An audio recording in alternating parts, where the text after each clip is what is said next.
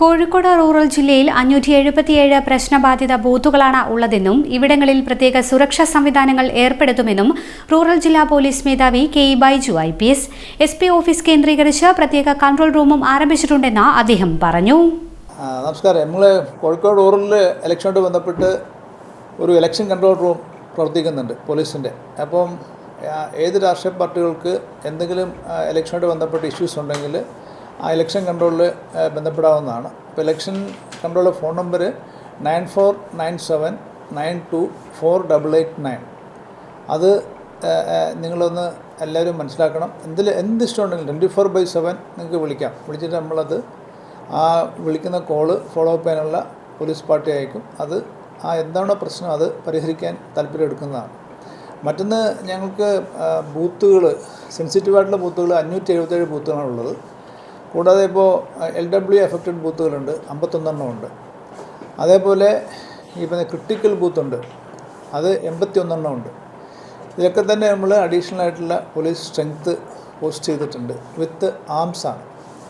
അതുകൂടാതെ ഈ പറഞ്ഞ ഞങ്ങൾക്ക് ഡിപ്ലോയ്മെൻറ്റ് മൊത്തം നമുക്ക് കോഴിക്കോട് റൂറൽ 2461 ബൂത്തുകളാണ്. ഇതിലൊക്കെ എല്ലാം പോലീസുണ്ട്.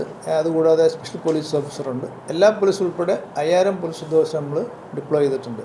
നമുക്കറിയാം, ഫസ്റ്റ് ഫേസ് ഇപ്പോൾ സദേൺ ഡിസ്ട്രിക്റ്റിലുണ്ട്. ആ ഇലക്ഷൻ കഴിയുമ്പോൾ അവിടെ നിന്ന് ഇനിയും കൂടുതൽ ട്രൂപ്പ് ഇങ്ങോട്ടേക്ക് വരുന്നുണ്ട്.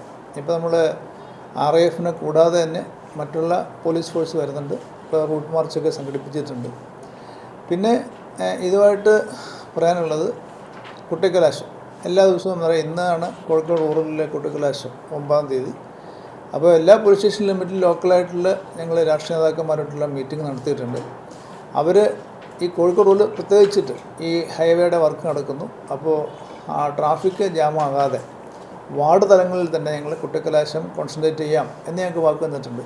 അത് പ്രകാരമാണെങ്കിൽ പബ്ലിക്കിൻ്റെ ട്രാഫിക്കിന് പ്രയാസങ്ങൾ ഉണ്ടാവില്ല എന്നുള്ളതാണ് ഞങ്ങൾ ധരിക്കുന്നത്. എന്നിരുന്നാലും പോലീസിൻ്റെതായ ഒരു അറേഞ്ച്മെൻറ്റ്സ് അങ്ങനെ ടൗൺഷിപ്പിൽ വന്നാൽ പരസ്പരം കലഹം ഉണ്ടാക്കാത്ത രീതിയിൽ നന്നായി കൊണ്ടുപോകാനുള്ള ബന്ദോബസ്ത് സ്കീം അറേഞ്ച് ചെയ്തിട്ടുണ്ട്. കൂടാതെ ഞങ്ങൾ അവരോട് പറഞ്ഞിട്ടുണ്ട്, ഇപ്പം നമുക്കറിയാം മോട്ടോർ വെഹിക്കിൾ ആക്ട് പ്രകാരം ഈ പറഞ്ഞ ഗുഡ്സ് വണ്ടിയിൽ ആളുകൾ കയറി നിന്നിട്ട് പ്രചരണം നടത്താൻ പാടില്ല. അത് നിയമം വിരുദ്ധമാണ്. അത് ഞങ്ങൾ അവരോട് പറഞ്ഞിട്ടുണ്ട്. പക്ഷേ ഇപ്പോൾ ടാക്സി വണ്ടി കിട്ടാനില്ലാത്ത സാഹചര്യത്തിൽ മറ്റേ ഗുഡ്സ് വണ്ടിയിൽ മൈക്ക് പ്രവർത്തിക്കാനുള്ള പെർമിഷൻ കൊടുത്തിട്ടുമുണ്ട്. അപ്പോൾ അവരോട് പ്രത്യേകം പറഞ്ഞിട്ടുണ്ട്, അതിൻ്റെ പുറത്ത് ആളുകൾ നിന്ന് പ്രവർത്തിക്കാൻ പാടില്ല എന്നും പറഞ്ഞിട്ടുണ്ട്. കാരണം വെച്ചാൽ അത് കലാശക്കൊട്ട് സമയത്ത് ഒഴിവാക്കണം എന്ന് ഞങ്ങൾ താല്പര്യപ്രകാരം അവരോടും പറഞ്ഞിട്ടുണ്ട്. അവർ സമ്മതിച്ചിട്ടുണ്ട്. അതുണ്ടാകണമെന്ന് തന്നെയാണ് അറിയിക്കാനുള്ളത്.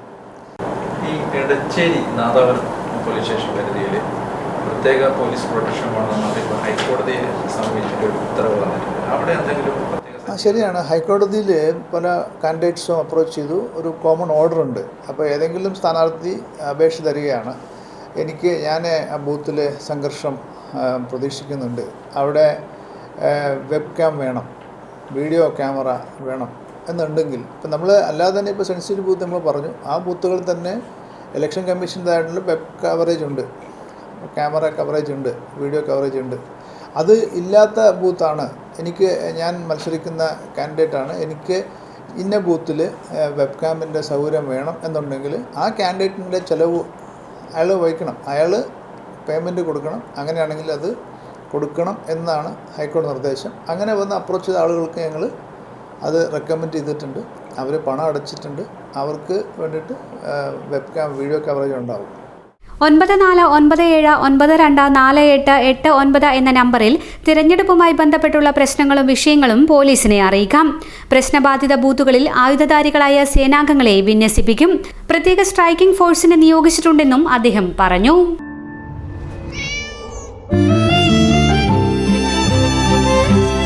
എന്റെ ഇഷ്ടങ്ങൾ എന്റെ ഫാമിലിക്ക് അറിയാം.